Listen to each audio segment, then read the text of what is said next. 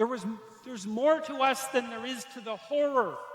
As nature is, bent on our destruction, bad as culture is, as malevolent as you are in the darkest part of your heart, and that's plenty malevolent, the possibility that's within you that can well up, the courage and the truth and the ability and the skill and the willingness to set things right, if you are willing to set them right, is more powerful than all of that. And so it's so interesting. It was proof for me of an old saying I read from Carl Jung. It's an alchemical in luminous infinite, which is what you most wanted to found will be found where you least want to look, essentially. And it's so interesting because it means that if you're willing to turn around and to stand up straight, and face the darkness like fully, what you discover at the darkest part is the brightest light. And that's something that's so much worth discovering, because there's going to be terrible darkness in your life. And how you think and how you feel broadcasts an electromagnetic signature that influences every single atom in your life. The thought sends the signal out. Now think about this. And the feeling draws the event back. So you could have the intent that you want wealth, you want health, you want success. That's your intent, that's your thought.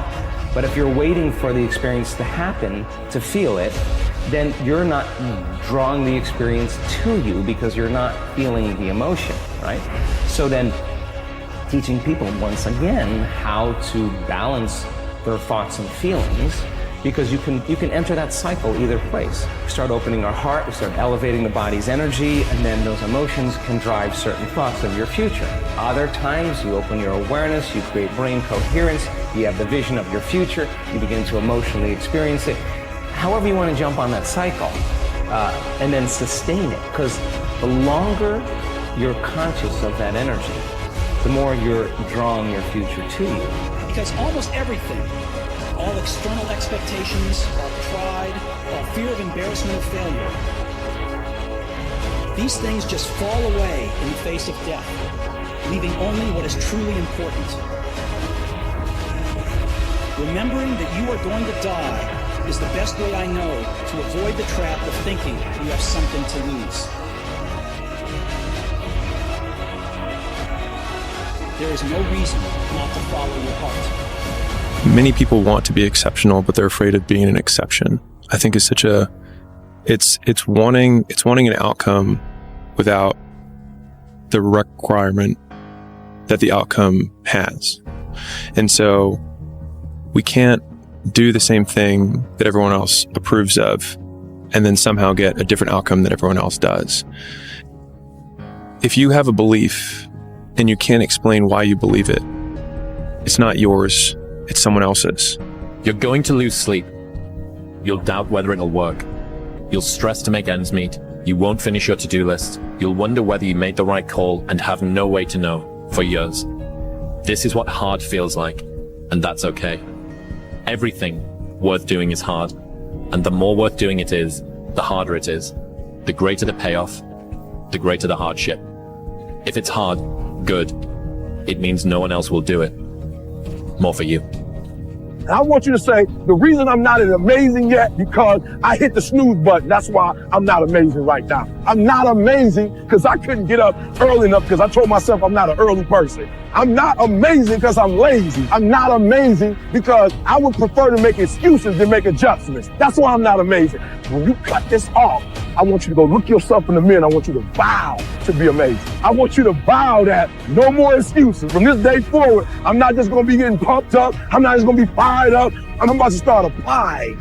The difference between people who talk about it and people who do it is one simple word: application. They hear it and they don't just hear it, they digest it. And when they digest it, boom, they do something with it. This next 5-year window is when you don't go practical and safe. This is not the time to get the job mom wanted you to. This is the time to realize that you have a 5-year window, and it's 3 for some, it's 8 for others, but this is a 5-year window for you to attack the life that you want to win.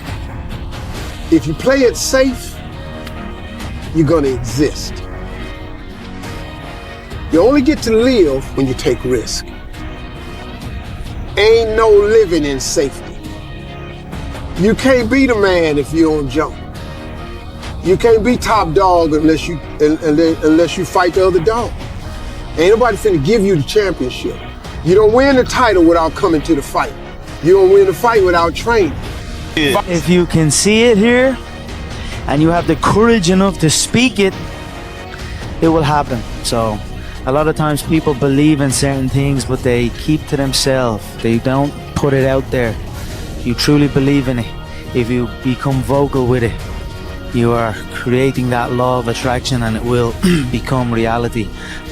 Man, bro, when you really want something, you're gonna find a way, ultimately. And it might not be today or next year or 5 years or 10 years, but this thing takes priority and precedent over all other things.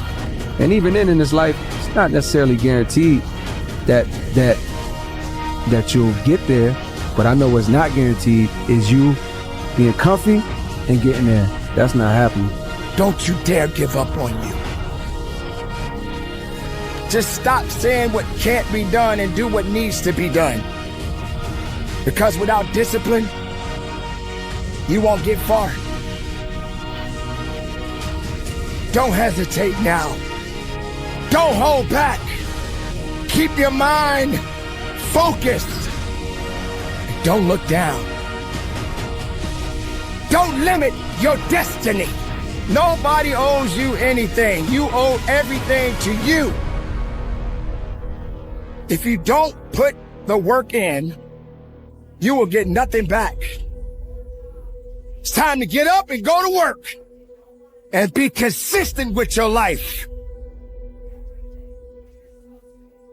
How far are you willing to go when it comes to your goals?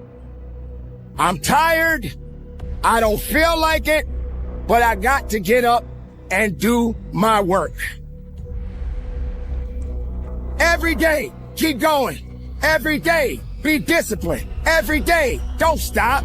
Every day, fight through it. Because none of us know what tomorrow will bring. Sometimes you don't need to do what you like to do. Do what you need to do. Trust in your abilities. When are you going to wake up and start moving forward? Consistency.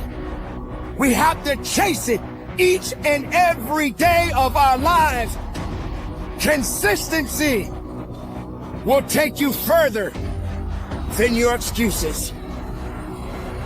Stand up and be strong. If you can just go after it, even if you stumble a few times, nothing can stop you.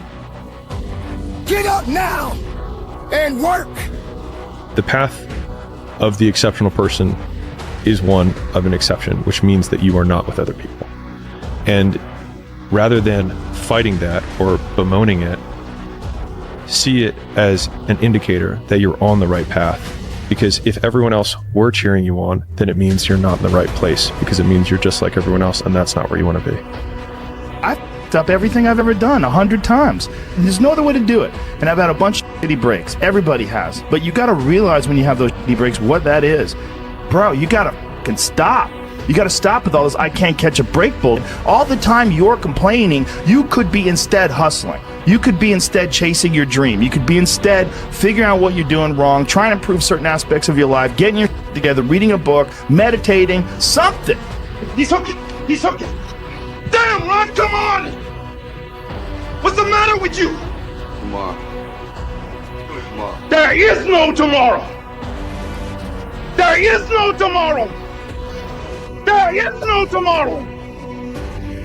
You have to suffer. You have to make that a tattoo on your brain, so when that hard time comes again, you don't forget it. If you want to be ordinary, you ain't even got to listen to me. Just go on about your business. If you think ordinary's cool, ain't no problem. It's some really, really wonderful ordinary people. But if you are sitting in this room and you have extraordinary aspirations, then you're gonna have to do extra.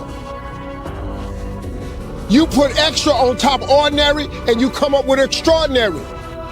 It's no other way. You have to decide if you are willing to do the things to put you in that category. Rich people don't sleep 8 hours a day. That's a third of your life. It ain't but 24 hours in a day. You cannot be sleep 8 hours a day. You can't live in LA and wake up at 8 o'clock in the morning. It's 11 o'clock on the East Coast. The stock market been open 2 hours. They already making decisions about your life and your ass was asleep. Everybody wants to know what I would do if I didn't win. I guess we'll never know. You're being a to yourself, man. You're not getting out there and squeezing that soul out every day. Yeah. If you grind hard, man, I ain't got time to worry about your monkey ass. I ain't got time to worry about you, man. Because tomorrow, I got to go back to the grind. And tomorrow, I go back to the grind again and again and again and again. I don't have time to put you into the hate bank. There's no hate. It's all filtered out, man, through the grind. People don't get it. There's great joy in the grind. Great joy in the suffer. It totally cleanses your body out, man. If any kind of hate makes you grow up. You can break physically, you can break mentally, you can break your heart, you can break your spirit, and all of those are gonna leave a mark. But the mark that they leave can be the mark of victory, or it can be the mark of defeat. It is staying with the breaking that produces the blessing. It is not what you go through that determines where you end up.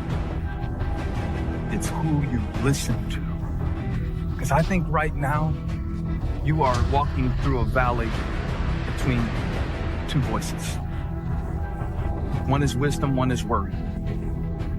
One is gratitude, one is grumbling. One is blame, one is faith. If the lion is the king of the jungle, how can he be the king of the jungle? If he's not the biggest, the elephant is probably one of the biggest. He can't be the fastest because that's a cheetah. He can't be the smartest. So he's not the biggest, the fastest, or the smartest. So how does a lion become the king of the jungle? His mentality. That's the only difference of a lion and an elephant. When a lion walks up and sees an elephant, he thinks lunch. An elephant thinks run. And it's all mentality. Because when a male lion walks up, he may be outnumbered by a pack of hyenas, but I'm king of my jungle because of my mentality. What happens when you're a gazelle and you're not being pushed? You're not being prodded. You're not given a reward. Nobody's encouraging you. What happens when you're a gazelle and the lion's not chasing you anymore? You stop running. But what happens when you're a lion? When you're a lion, it does not make a difference. You realize that if your family is going to eat, that if that pack of lions is to survive, then you gotta go hunt. How I'm able to just extract dopamine, the good dopamine whenever I want. Man, I've trained 99% of my life alone. No one pat me on the back. I did all of the work alone. And while I'm still hard on myself, I know what I did. So whenever times get bad, people, all this, who's gonna carry the bolts and what? That's real. I hate that people know me for that guy, because that guy is not every day. Like when they see me, they want that energy. That's not me every day. I can extract it immediately when I need to, because when you train alone, and I lived alone for so many years in this misery, and you're able to get out by yourself, I can take myself to such a level of real passion and purpose. And like the feeling I get is something I can't even explain by myself. I don't need anyone. That's why people come to me to motivate them. No one can motivate me. The bottom line is, no one's coming. No one. No one's coming to push you. No one's coming to tell you to turn the TV off. No one's coming to tell you to get out the door and exercise. Nobody's coming to tell you to apply for that job that you've always dreamt about. Nobody's coming to write the business plan for you. It's up to you. And because you're only ever going to do the things that you feel like doing right now or that feel good right now, unless you understand that you've got to parent yourself, you got to push yourself, you're not going to make your dreams come true. You're just not. We're not wired that way. You weren't born that way. You weren't that way when you were growing up, and you're certainly not that way as an adult. What I found is that winning doesn't happen on show day. It happens in those early mornings, painful workouts, long cardio sessions, and hungry nights. It happens in those moments of fear we all have when faced with a difficult goal, and then more so, what you make of that fear. It happens in every second of every day before you win. If you can take every opportunity you have to bring yourself closer to your goal, win every one of those opportunities, all while becoming more resilient in the process, how can you lose? That is an exciting opportunity. Success is the only revenge. As you expand, they shrink into irrelevance. As you get louder, no one can hear them. You don't beat them, you cast a shadow so big, no one can see them to begin with. When people copy, they copy the wrong stuff because they don't know why it worked to begin with. And when it breaks, they don't know how to fix it because they didn't build it. So don't sweat it. Copycats will always be behind. When we face challenges and have things that come against us, it's easy to start dreading it, thinking this is going to be so hard. How can I accomplish this dream? I don't have the resources, the connections. And yes, there are seasons where we have to endure, do the right thing when it's hard. In the depths of despair, an idea is going to come to you. It's like, good God, who put this mess together? Is it really worth it? Is it really worth the suffering?